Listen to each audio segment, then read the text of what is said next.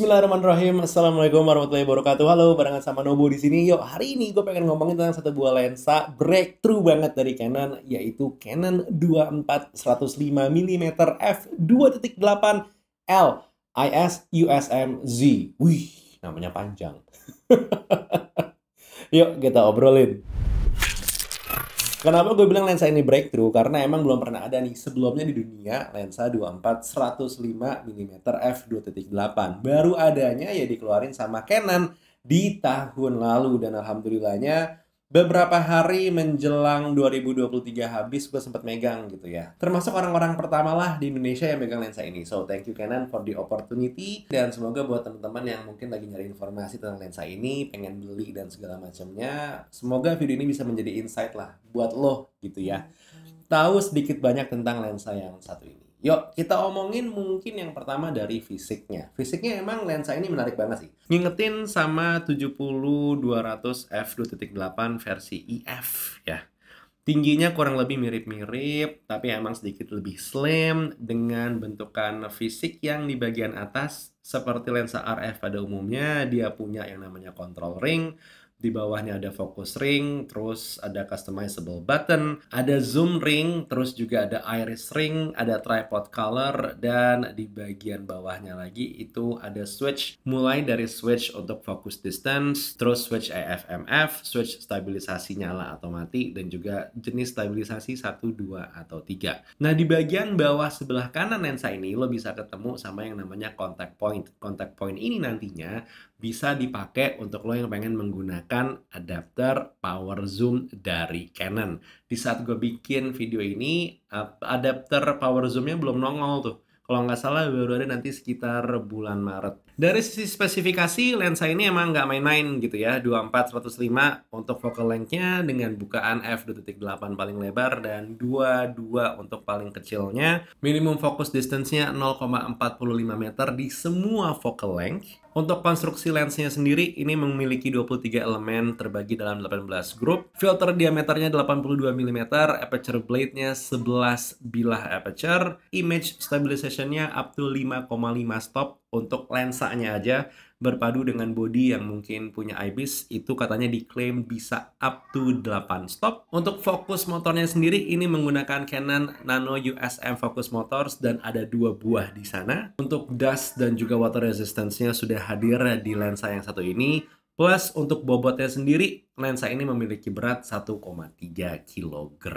Awalnya gue kira ini bakal jadi lensa yang berat mirip dengan 2870, tapi ternyata enggak tuh. Bisa dibilang dia lebih well distributed lah secara beratnya gitu ya. Jadi tidak terlalu yang front heavy. Belum lagi juga dengan konstruksi lensanya yang membuat segala bentuk zoom itu jatuhnya internal zoom. Gue bisa kebayang sih orang-orang yang emang pengen membeli lensa ini untuk kegunaannya bermain-main dengan video akan lebih kepake. Emang karena toh peruntukan awalnya lensa ini konon kabarnya untuk lo yang emang pengen bermain-main dengan dokumenter. Jadi emang video minded dibandingkan dengan fotografi minded.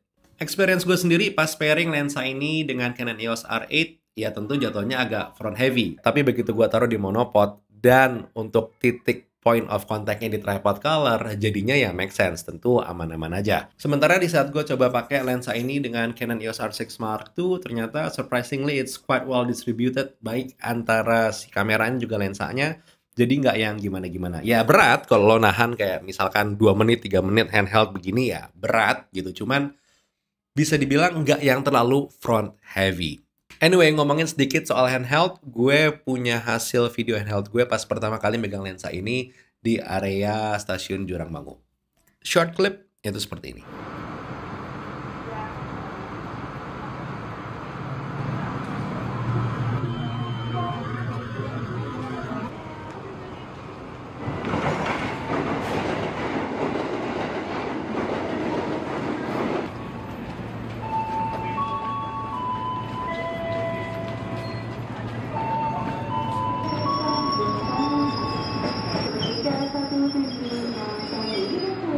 Jujur ada beberapa shot yang emang terasa goyang ya, karena emang udah mulai berasa berat ya megang kamera dan juga lensanya. Tapi untuk micro jitternya ini tertangani dengan baik. Ada juga saat dimana gue ngeliat anak-anak main bola gitu ya, Ini gue ada di luar lapangan, jadi jatuhnya di dinding-dindingnya tuh pakai kayak jaring-jaring gitu untuk pengaman gitu kan.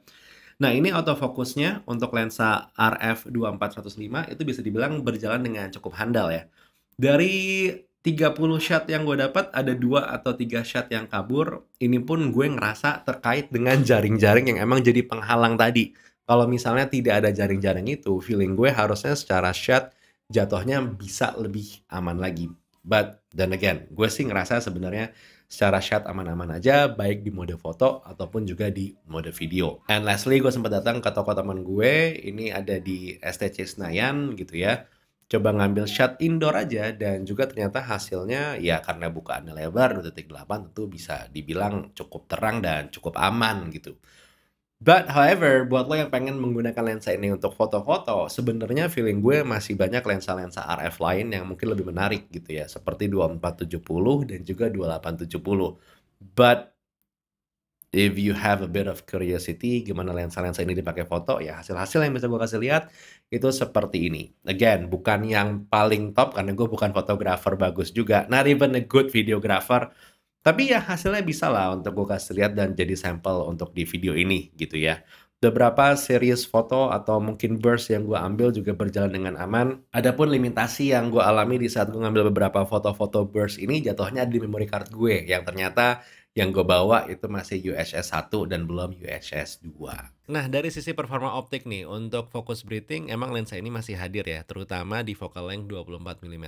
Kelihatan tapi tipis, tidak terlalu parah. Sementara di saat lo zoom sedikit ke 35, 50, atau 105, untuk focus breathingnya ini bisa dibilang tereliminasi dengan baik. Untungnya kamera-kamera Canon sekarang seperti R6 Mark II dan juga R8 itu udah punya yang namanya focus breathing compensation. Jadi hal ini bisa ditangani dengan mudah. Untuk yang suka bermain-main dengan manual fokus, good newsnya adalah lensa ini parfocal, jadi dalam kondisi lo zooming in ataupun zooming out menggunakan manual fokus pun, dia tidak akan menggeser titik fokusnya, tetap sesuai dengan yang lo tuju. Sementara untuk performa CA sendiri atau chromatic aberration, secara general ya aman-aman aja, tapi emang dalam beberapa kondisi, seperti di saat gue pengen ngambil detail tulisan huruf EOS, di saat gue back focus atau front focus, emang CA-nya ini bisa kelihatan dengan cukup jelas. Now, by the end of the day, gue sangat mudah banget sebenarnya merekomendasikan lensa ini untuk lo seseorang yang emang profesional, kerjanya emang bikin video, nyari duitnya di sana.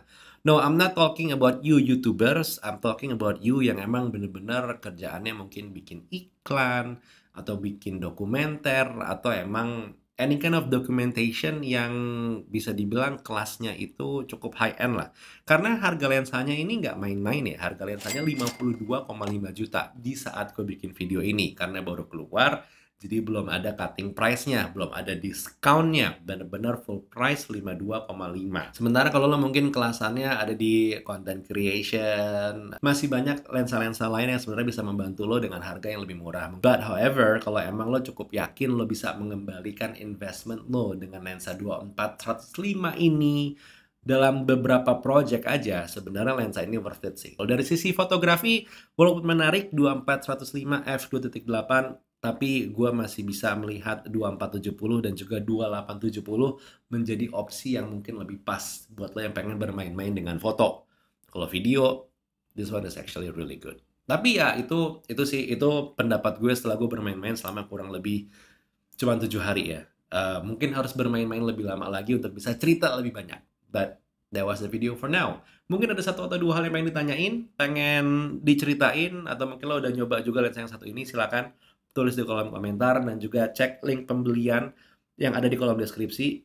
Karena setiap kali lo ngeklik link itu akan ada sedikit komisi ke gue tanpa ada beban apapun ke lo. That's a good way untuk supporting channel ini. And yeah, let's talk, let's chat. Buat sekarang Taufik udah mundur diri. Assalamualaikum warahmatullahi wabarakatuh. Bye!